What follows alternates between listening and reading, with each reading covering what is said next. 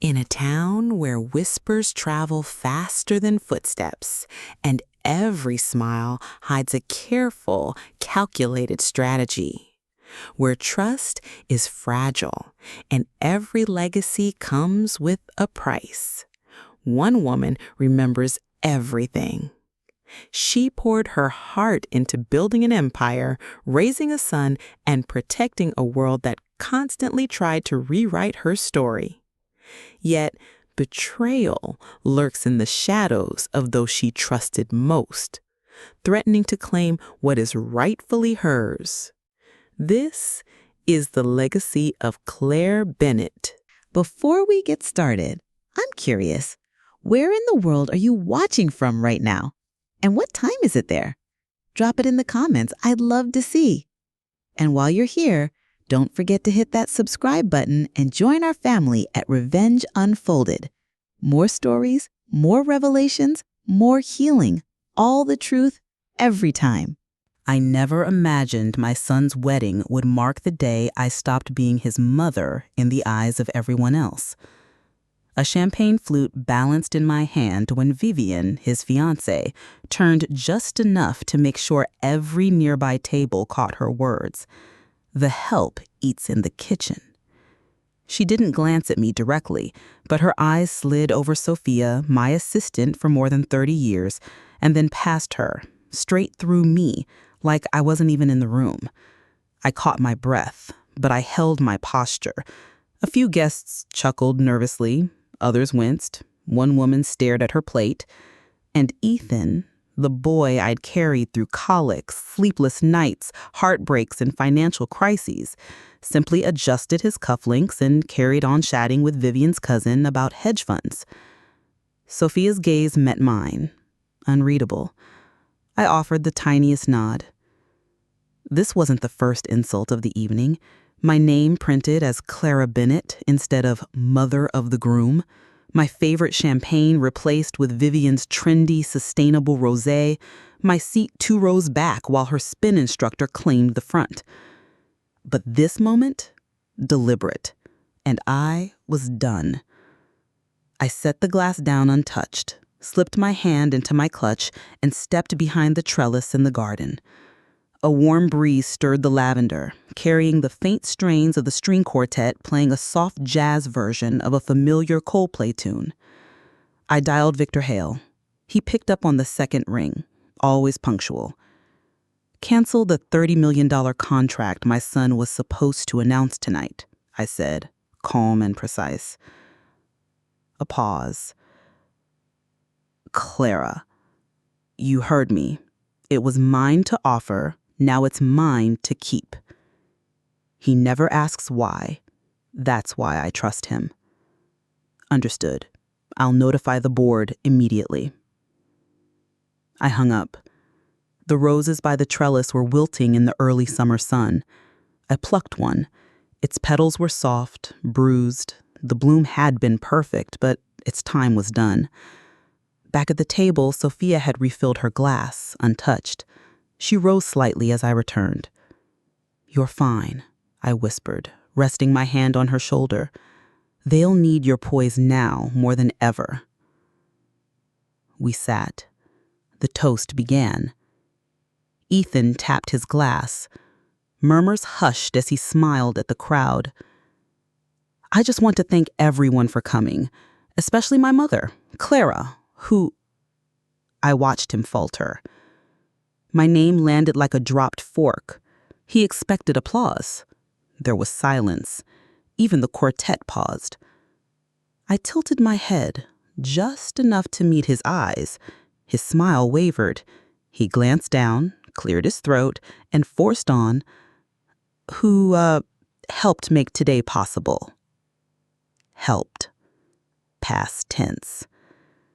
The little boy who once cried on my blouse after losing a Little League game now saw through me like glass. Vivian clutched his arm, radiant, her dress catching the light like she'd swallowed a chandelier. I sipped water. Jokes and clinks followed, but the energy had shifted. Mrs. Whitaker, seated near the fountain, smirked openly, leaning toward a young man, Vivian's godbrother, I think, and whispered something that made him glance my way. Good, let them whisper.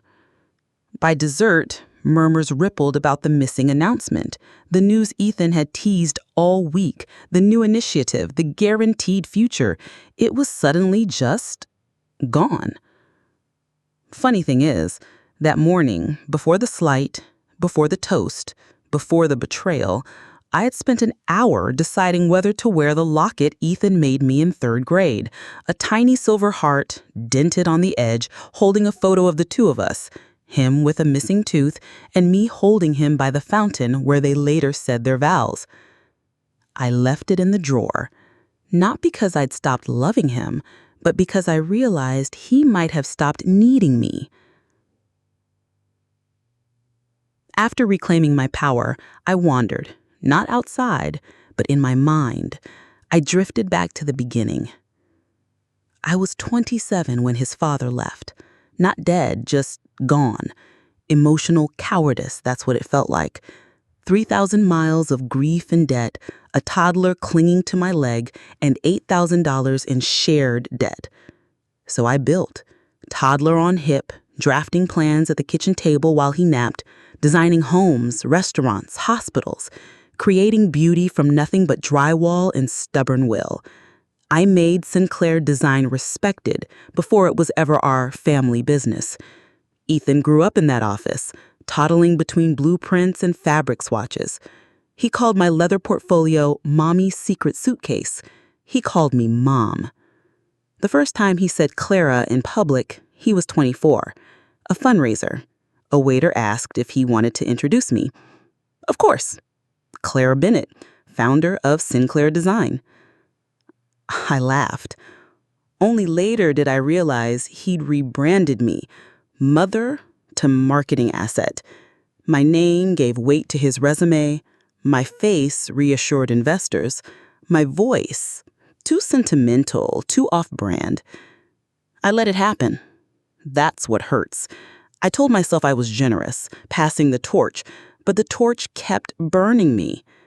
Like mentoring Vivian, only to be told, we've hired someone younger, more in line with the brand. My history dismissed, my wallpaper line rebranded as New Heritage without credit, or the Legacy Brunch 2 weeks ago, held at the estate, and I wasn't invited. The wedding clarified it all. This wasn't erosion. This was excavation. They dug me out of the picture until I was no longer needed. Just my money, my name, my reputation. The next morning, while Ethan and Vivian slept in the honeymoon suite, I had Victor draft the paperwork. We removed Ethan from the operating trust quietly, without ceremony, snipping a thread. For the first time in years, I felt like myself again. By noon the next day, the whispers had already started. Has something like this happened to you? Share below. By noon, the whispers had begun. I stood beside the garden fountain, swirling a flute of sparkling water, no champagne this time, and watched the subtle tremors ripple through the crowd. Tiny social shifts, barely noticeable to most. But I've been raised on instinct, honed by decades of listening for the slightest hint of change. I built an empire understanding tone. They had heard it, Vivian's words. The help eats in the kitchen. The older guests showed their discomfort in tight smiles, downcast glances. The younger ones, the ones eager to climb, the legacy wives in backless gowns, the boardroom gossipers, they sniffed opportunity in the tension, blood in the water. Sophia approached, offering a plate of pastries as camouflage. Mrs. Whitaker would like a word, she murmured, and then melted back into the crowd like a shadow trained in decades of practice. Ah, Mrs. Lillian Whitaker, a woman who could wear pearls while wielding a knife. She'd hosted luncheons with my late husband in an era when neighborhood maids were real, hedges were manicured, and linen actually mattered. She found me under the magnolia shade, heels pressing slightly into the grass. Her eyes sparkled beneath a broad hat. "I heard what the bride said," she began, blunt and unpolished. I remained silent, letting her words settle. She sipped her lemonade. "They forget who built the house they're celebrating in." Still, I said nothing, holding her gaze. Whitaker smirked. "Well, don't forget who's still watching, dear. Who remembers where the empire really came from?" Then her heels clicked away, leaving me alone with the chirping birds, oblivious to human schemes. I took it as a reckoning, quiet, small, transformative. Not headline material, but capable of shifting futures. By late afternoon, I retreated to the library, the estate's sole sanctuary, untouched by florists or fabric runners. My fortress. I retrieved the file Victor had updated last month: trust documents, emergency clauses, succession plans. Ethan's name appeared in 3 places. I had removed one yesterday, but my eyes lingered. One section had been ignored for too long: trustee privileges. Not ownership, but power. The ability to influence, to make decisions over assets not technically his yet, but meant to be. Not anymore. I dialed Victor. "Addendum to the estate trust," I said. "Effective immediately. Remove all discretionary power from Ethan. No co-signing caterer invoices, no development deals." "Understood," he replied without hesitation. "Reasoning?" "Betrayal," I said, simply, letting the word land. Silence followed. "I'll have it filed by midnight." I hung up and finally let myself breathe. You see, silence isn't surrender. Not for someone like me. It's observation, calculation, reclamation. The wedding wound down as dusk settled. The DJ swapped curated playlists for overplayed classics. Ethan shook hands, smiling like a politician, unaware that the hands now extended toward him held more pity than admiration. Vivian plastered on gratitude, cheek kisses, smiles, thanking guests as if each handshake were a donation. I caught her eye once, radiant, poised, but the flicker in her gaze betrayed her. She sensed a shift, like a stone lodged in her shoe. Sophia handed me a final guest list on the way out: those who sent notes, those who asked after me, and those who didn't. At the bottom, in her neat handwriting, Lillian Whitaker, gifted a photo album of the original estate plans, said, "You might want them back." I smiled. They thought they were building a dynasty, but the ground beneath them? Still mine. The morning after the wedding, the house smelled like roses and faint champagne. The blooms were already curling at the edges, petals browned and soft, the quiet decay of an era's end. I sat by the window in a silk robe, black coffee in hand, letting the sunlight brush the garden's contours, when Victor arrived. Always early. That's why he remains indispensable. His leather briefcase held the revised trust documents, each page meticulously tabbed and notarized. He didn't greet me. He never did. Words weren't necessary here. "All executed," he said, calm, efficient. "Ethan's discretionary privileges are gone. His signatures hold no weight without yours." I nodded, tracing the rim of my cup with a fingertip. "And Vivian?" Victor's lips curved in a faint, knowing smile. "Never had standing, and never will." Good. Because bloodlines and contracts are stubborn things. Marriage doesn't rewrite them. Ownership isn't sentimental. When Ethan called later that afternoon, the strain in his voice was almost audible. "Mother, what's happening? Victor just called. They said you've amended the trust. That's insane." "No," I said, calm and steady. What's insane is allowing someone else to wear my crown while I'm still breathing. You're overreacting. Am I? Or are you underestimating me, like she did? Silence. Then softer. I just wanted you to be happy for me. That stung. A little. But I didn't let them hear it. I am happy, I said, steady, but I don't confuse happiness with blindness. He hung up without another word. A few hours later, Sophia found me in the study, catalog in hand. Mrs. Bennet, the press is circling. Questions are already coming about why certain assets were removed from the wedding gift list. I sighed. Of course they were. Scandal is louder than vows. Let them ask. Truth whispers, but it echoes longer.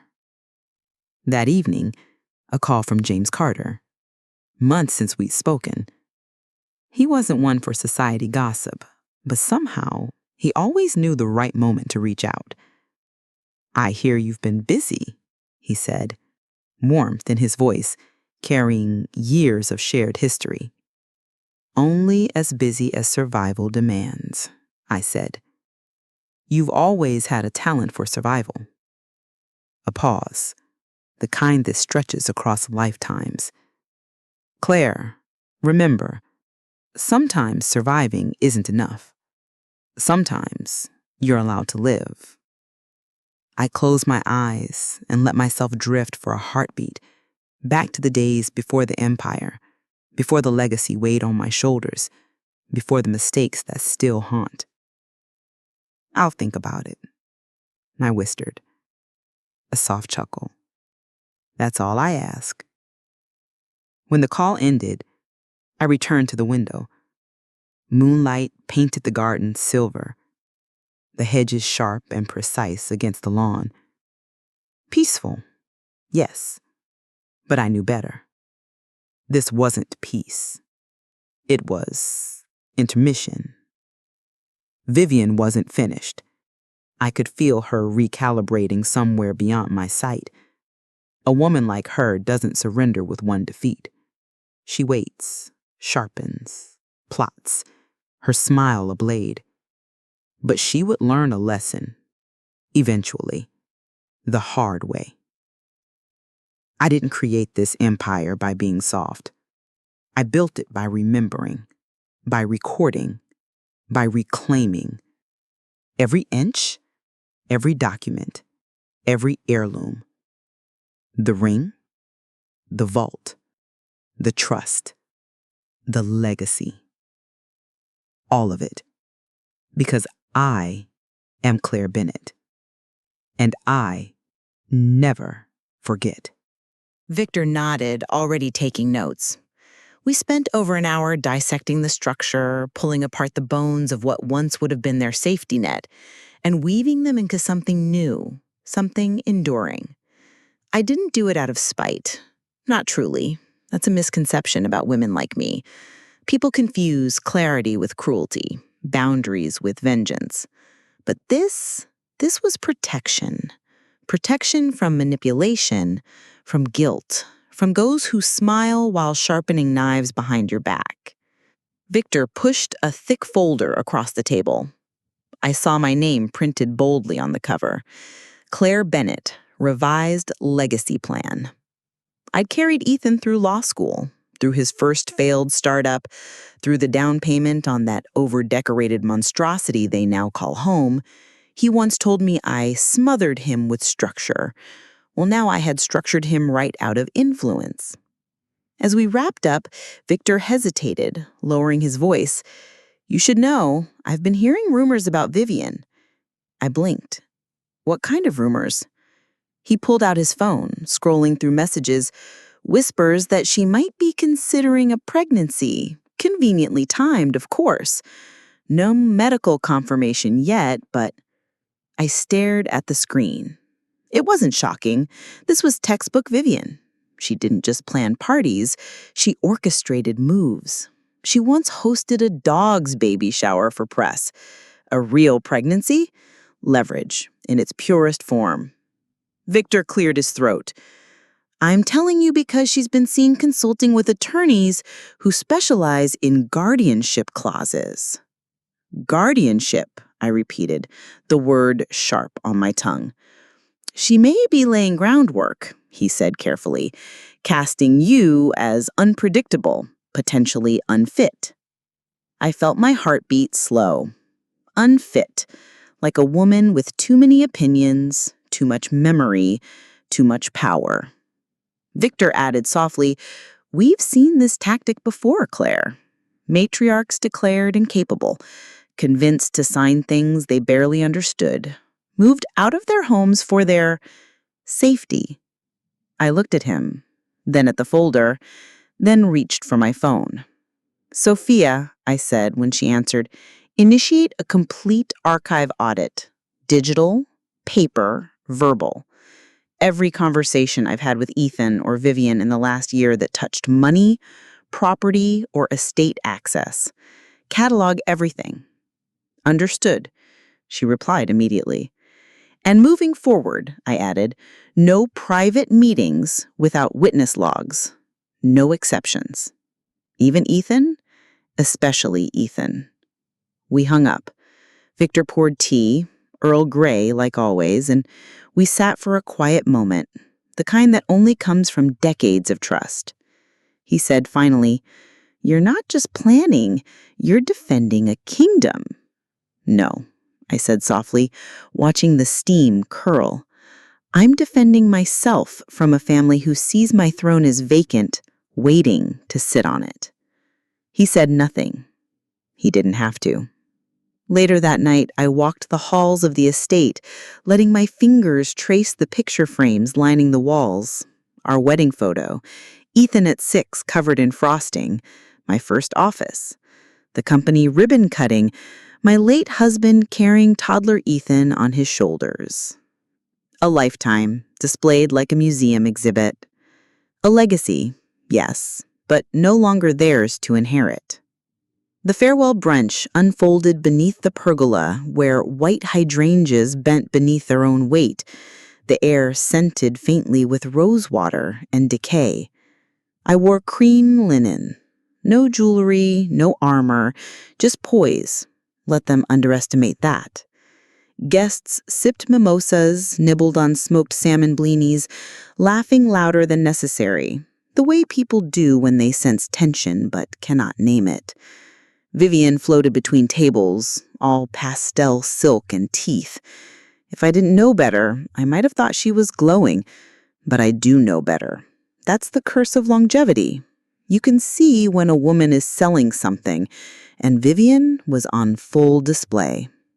Ethan lingered by the champagne fountain, jaw tight, fake laughing with a hedge fund friend whose name I had no interest in remembering. He didn't approach me, not once. I didn't mind. I was biding my time. Near the end, the DJ cut the jazz and asked for attention. A microphone was passed. Vivian gestured for Ethan to speak. Instead, I stood. A brief scramble. Someone dropped a fork. Ethan looked startled. Vivian's smile twitched. Just once, I won't keep you long, I said, voice steady, warm, as if nothing were unraveling. I want to thank everyone who traveled here, who stood beneath the summer sun, who toasted this new chapter in our family. Heads nodded, gentle applause. But I also want to speak of legacy. Now they leaned in. Legacy isn't built on photographs. I gestured toward the framed montage on the easel, engagement shoots, vacation candids, those filtered portraits Vivian insisted were timeless. It isn't built on wealth, wedding registries, or matching monograms. I paused. Legacy is built on love. Quiet, unflashy, inconvenient love. The kind that shows up after chemo, that remembers your favorite pie, that doesn't make you audition for it. You could hear a pin drop. Even the cicada seemed to pause. I smiled, not sweetly, but fully. And if there's one thing I've learned, it's that legacy isn't what you leave behind. It's who keeps your name safe in their mouth. I raise my glass to truth, and to whoever speaks it when you are not in the room." There was a pause before applause began. Lillian Davenport clapped first, then Sophia, then a few others, hesitant yet growing louder. Ethan's face remained frozen in the mask men wear when they're calculating whether they've just been insulted. Vivian stood still, holding her mimosa like a weapon she forgot how to wield. I set my glass down and left. Not dramatically, but deliberately. The way a woman who knows exactly where she is going moves through the world without asking permission. Sophia caught up near the rose trellis. "Well," she said lightly, a small smile tugging at her lips. "That'll be in the society pages before dinner," Sophia said lightly, and I handed her my clutch. "Good," I replied. "Let them print the truth for once." She glanced back, a faint smirk tugging at her lips. Ethan looked like a man trying to count grains of sand. Vivian looked like someone attempting to light a match in the wind. We didn't laugh, not really. It wasn't funny. It was honest. That evening, an envelope had been slipped under my study door. No handwriting, no postage. Inside was a single note card, monogrammed. "You didn't have to humiliate us." No signature, but the font screamed Vivian. I dropped it into the fireplace, watching the flames curl around the edges. Then I wrote a letter to Victor, detailing the incident, logging it, cataloging it, preserving the truth. Because that's what legacy truly is, not just what you remember, but what you record. I wasn't seeking to overhear anything. The walls simply weren't as thick as they thought. The guests had departed, and the staff were clearing crystal flutes, gathering linen napkins folded into swans. I stepped into the east corridor to retrieve my wrap. Sunset pressed against my bones, a reminder of decades spent in heels, in command, in expectation. I paused at the second-floor landing, just beyond the bridal suite. The door was cracked an inch. Voices, sharp, familiar, slipped through. "You said she'd be predictable. You said she'd perform the gracious matriarch routine and roll over like always." Ethan's voice, lower but cold, came next. "Well, she didn't, and now half our guest list thinks we can't afford our own honeymoon." A pause, then Vivian again, quieter, sharper. "How long do we keep pretending to tolerate her?" My stomach dropped, but I didn't move. Ethan sighed. "Just long enough for her to slip. She's almost 75. All we need is one confused statement on record, one missed medication, something we can show a judge." The words hit like a second knife, a betrayal of intention rather than affection. "She's not going to hand us anything, Ethan," Vivian said. "You're going to have to take it." "He trusts me," he muttered. "He always has." "Well," she said, bitter, "not anymore." The faint sound of glass clinking, her voice again, soft, venomous. "If we want control, we move before she rewrites everything." Too late. I had already rewritten it. I remained motionless, not breathing, until their voices faded and the door clicked closed. Then I turned and walked calmly back to my study. The small voice recorder I kept for dictation rested in my drawer. Elena had tucked it into my clutch after the brunch, planning 2 steps ahead of even me. I didn't cry. I recorded my statement, slow, deliberate, precise. Time, location, content, signed, dated, witnessed by Sophia, and sealed for Victor. Evidence. Not for today, not for tomorrow, but one day, enough. Afterwards, I poured a glass of wine, Merlot, deep and aged, opened once at Ethan's law school graduation. He had hated it then. I had acquired the taste. I sank into the high-backed chair in my private sitting room, the one James had selected in Florence when he still believed a chair could fix a back, and let the truth settle. They weren't just waiting for me to die, they were planning how to push. That night I didn't sleep. I listened, the silence between rooms, the wind against shutters, the last words my son had spoken, unaware I was listening. Just one confused statement on record. That was my perceived weakness, my liability.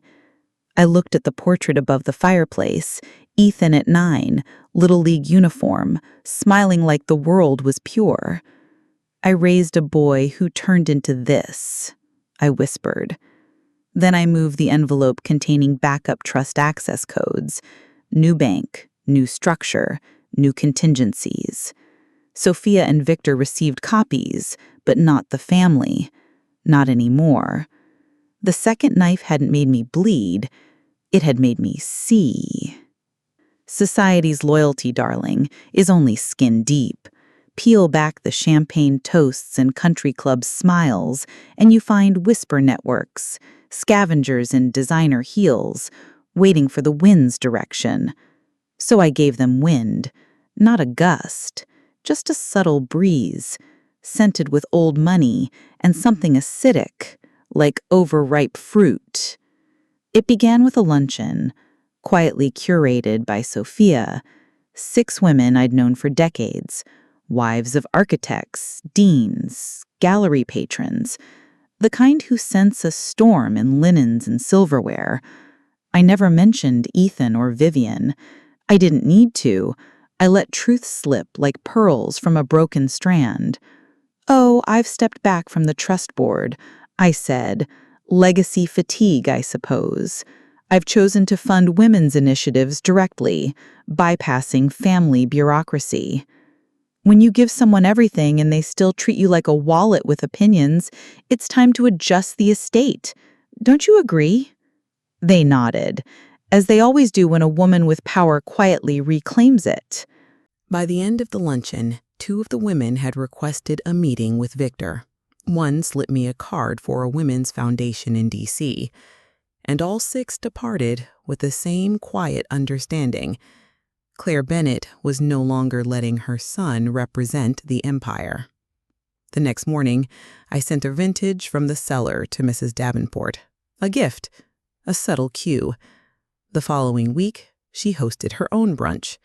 No Bennetts were invited, yet I heard my name mentioned 9 times. Influence doesn't require confrontation.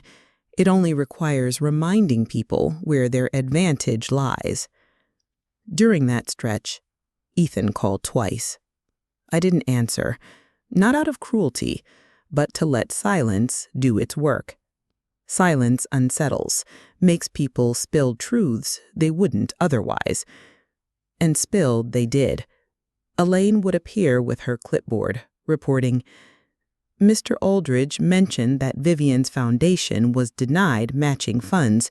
They no longer consider her a controlling party. Or, the Parkers moved their garden party to early spring, didn't want it too close to the Bennett fundraiser. These weren't accidents. They were recalculations, and Ethan noticed. At the quarterly board meeting, my first missed in over a decade, he brought it up. I'm concerned about optics, he said, fidgeting with his MLAC pen like it might save him. There's been confusion about leadership direction. Some donors are uncertain. Victor, seated 2 chairs away, leaned in and said, That's the consequence of standing in someone's shadow. You never know the shape your own casts. Ethan had no reply. That evening, I poured a glass of wine, not to celebrate, though satisfaction lingered, but to feel steady for the first time in months. Revenge wasn't the goal anymore. Reclamation was. My identity had long been buried beneath titles: mother, widow, founder, benefactor. Now I was Claire, and Claire didn't answer to anyone. Elaine and I updated the internal Bennett design directory later that week. Ethan retained his title, but mine changed to Founder Emerita with no forwarding number.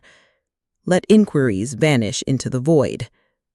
They always thought the company was his. The joke, of course, was on him. Ethan, in his tailored suits and perfectly tousled hair, had inherited scaffolding and called it vision. So I showed him what it felt like when scaffolding slips.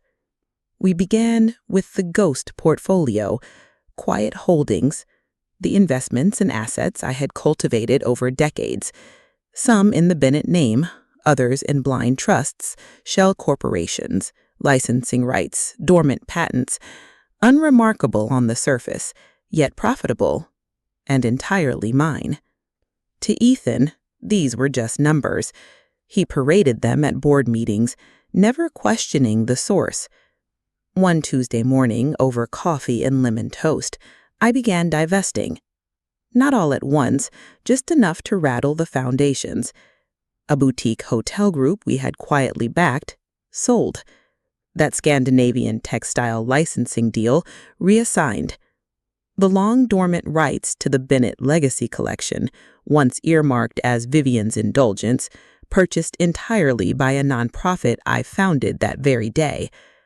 By weekend, a third of Ethan's successes had evaporated, and no one could trace it back to me. Ghosts, after all, haunt best when unseen. Victor called Friday, voice calm, unreadable. Your son requested a board meeting to address portfolio irregularities. Shall I schedule you?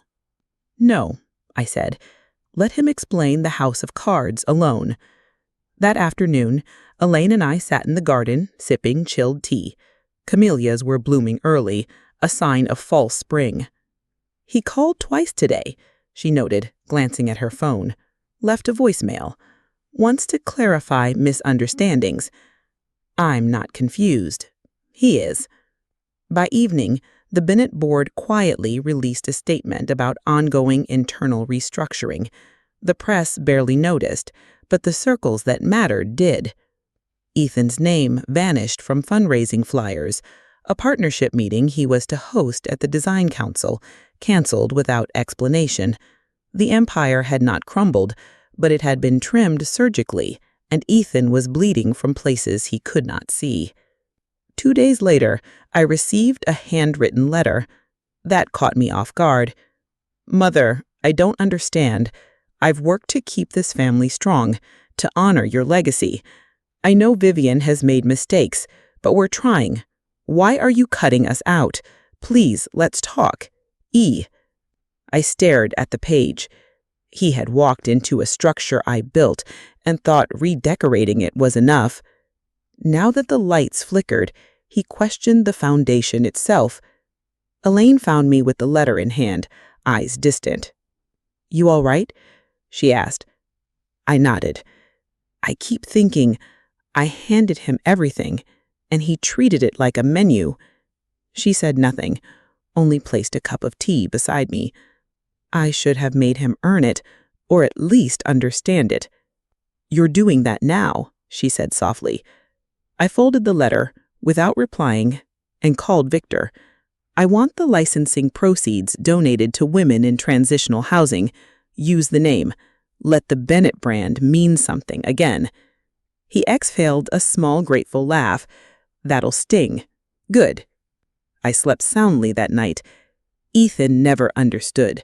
Money can't purchase foundation, and when your success is built on borrowed scaffolding, eventually, the ghost comes calling. It arrived in a plain envelope. No return address, no seal. Just a photograph. I knew it instantly.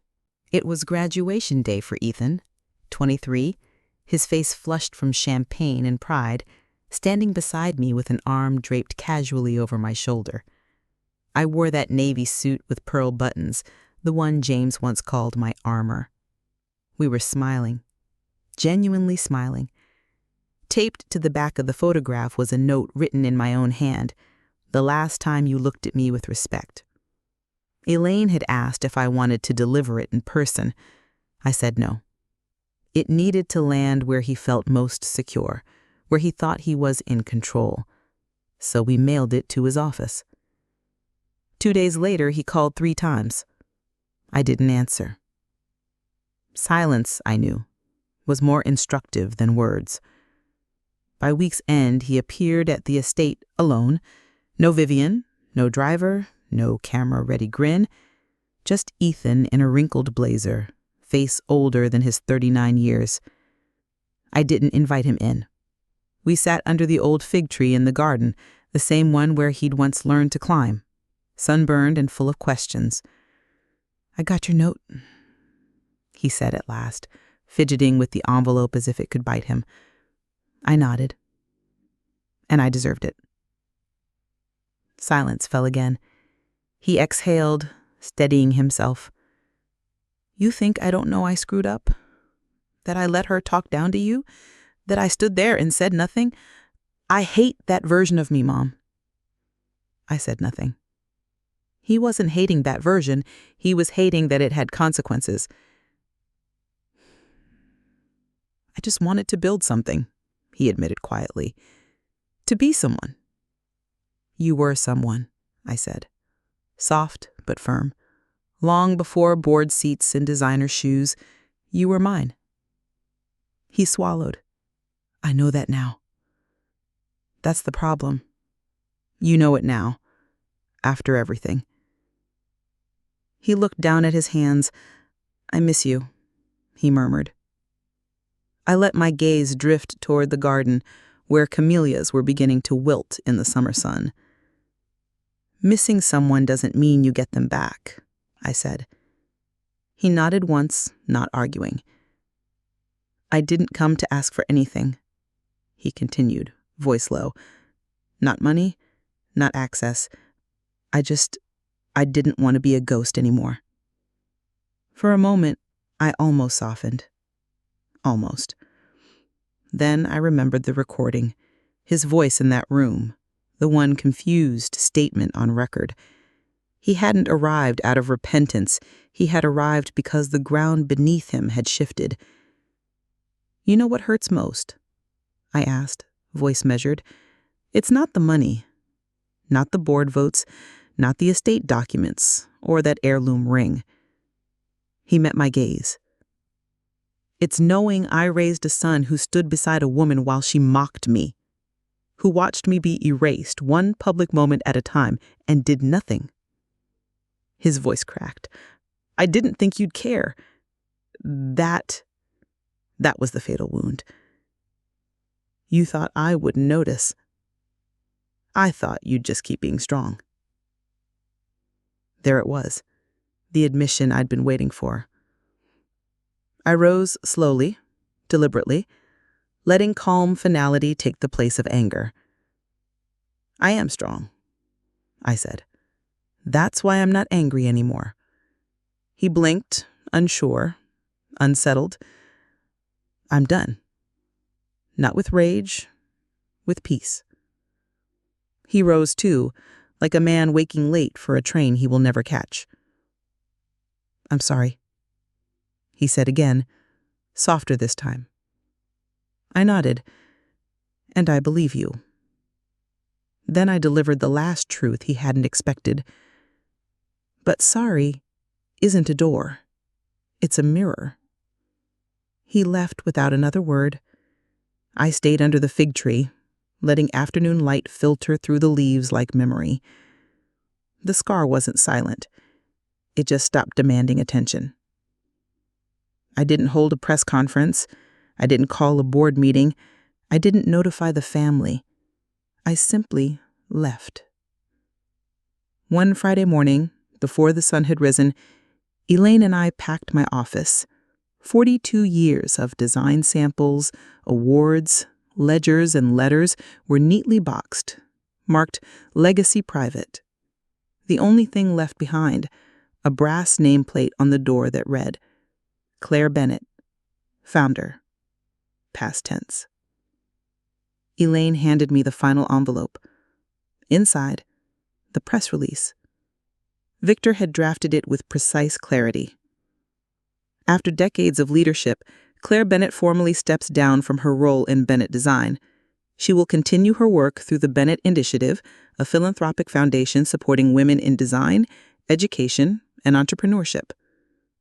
No mention of Ethan, no mention of family. Just me and the future I had chosen.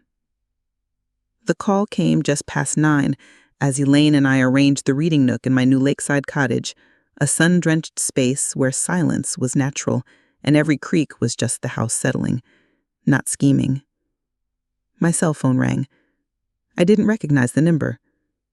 Elaine raised an eyebrow. Want me to screen it? I shook my head. I know who it is. And I was right. Hi, Mom. His voice, scratchy, tired, carried the weight of vulnerability. Can we talk? I waited. I know I've said it before, but this time I mean it. I'm sorry for everything. For Vivian, for not protecting you, for making you feel like you were just property we were waiting to inherit. I looked out at the glassy lake, still and unbroken. I panicked. The company was slipping, and I didn't know what to do. I thought I had time. I thought you'd always be there to fix it. I didn't expect you to leave. That was the problem. They never expect us to leave. I'd like to see you, he said quietly, not to ask for anything, just to talk. Just us. I said yes, because I needed to see the shape of his face when it wasn't obscured by Vivian's smile or boardroom spotlight. We met at a park halfway between the cottage and the city. He looked older, thinner, the kind of thin that isn't about weight, but certainty leaking from a man. The kind of thin that appears when scaffolding finally collapses. Thank you, he said quietly, for agreeing to meet. I nodded, letting the wind fill the space between us. I just want you to know I'm not expecting anything, he added. Not property, not title, not forgiveness. I tilted my head. Then what? I want to start over, he said. I studied him carefully. No, I said gently. You want to rewind. He blinked. What's the difference? Starting over means you move forward and build something new. Rewinding means you want to erase the damage without living through the cleanup. He said nothing. You had so many chances to protect me, to speak up when Vivian belittled me, when she twisted our history into her narrative, when you stood silent while she mocked the hands that raised you. I didn't think it mattered that much, he murmured. There it was again, that fatal flaw. I think you thought legacy was a name. Legacy is memory, and you let her rewrite mine.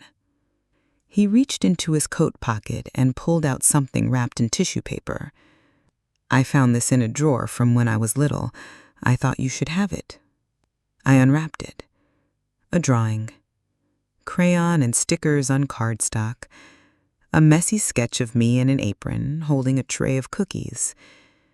Across the bottom, in his childish scrawl, my mommy is a boss. The Owen boss was a heart. For a moment, something pierced through. Then I folded it carefully and handed it back. I remember her, but she doesn't live in the same house as the woman you treated like an ATM. He swallowed hard. So, this is it. No coming back. I offered a soft, deliberate smile. Not cruel, not cold. Clear.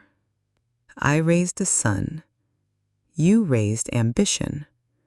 He closed his eyes briefly and then nodded. We didn't hug. We didn't cry. We didn't attempt to stitch back what had been cleanly severed. We simply stood there, letting the wind carry away the last words we would ever exchange as mother and child. It dropped on a Tuesday morning. No leaks, no teasers, just one crisp press release sent to every major outlet from the Bennett Initiative's official letterhead. Subject: Final statement from Claire Bennett on the future of Bennett Holdings. I sat on my porch with tea in hand, watching mist rise like breath off the lake. Elaine was inside, coordinating with Victor, but I didn't need to be in the room anymore. The words were already out. After 40 decades of leadership, Claire Bennett divests completely from Bennett Holdings. She holds no further financial, legal, or advisory ties to the company. This decision was made with clarity, redirecting $30 million previously earmarked for expansion into the Bennett Initiative, supporting education programs and entrepreneurship opportunities for women of color. Legacy is not an empire. It is who keeps your name safe in their absence. Claire Bennett. That last line was for Vivian. I never mentioned her name, and I never would. She had turned my identity into a ledger and my love into a balance sheet. Let her feel the weight of her dismissal. Within an hour, the calls started. Elaine filtered them. Headlines poured in like tidewater. Matriarch withdraws from Bennett Empire, redirects millions to marginalized women. Claire Bennett retires with grace and teeth. Vivian Bennett absent from statement, sparking speculation. I didn't reply. I didn't need to. I had said what I came to say. By midday, Mrs. Davenport arrived at the cottage. Enormous sunglasses, lemon bars, and a 10 older than some of our regrets. "You've done it," she said, easing into my porch chair. "Dropped the match without flinching." I smiled. Matches don't scare me. I've been through the fire already. She poured herself tea. No sugar. Always bitter like her opinions. She said after a while, "Ethan called me." "Oh." "He said he's taking time away. Vivian left last week." I didn't react outwardly, but something settled in my chest like a final page turning. "Left?" I asked. "Filed for separation." Her lawyer floats phrases like emotional deception and inheritance misrepresentation. She sipped. "Which is rich, considering empty pockets make for honest lawyers." She laughed, wheezy and approving. "You always had the sharpest spoon in the drawer." I looked at the water. The wind had picked up, stirring small ripples like whispers across the surface. "Did you ever love him less for all this?" she asked. I shook my head. "No, I just stopped protecting his illusion." That afternoon, Elaine joined me for our usual shoreline walk. She asked what I wanted engraved on the foundation's cornerstone. I paused, then said, "Tell the truth, even if it costs you everything." She wrote it down. We walked on. That night, for the first time in years, I didn't dream of my son, the estate, or the house that forgot how to hold love. I dreamed of my own hands, stitching, building, signing, unmaking, remaking myself, quietly, fiercely, with dignity intact.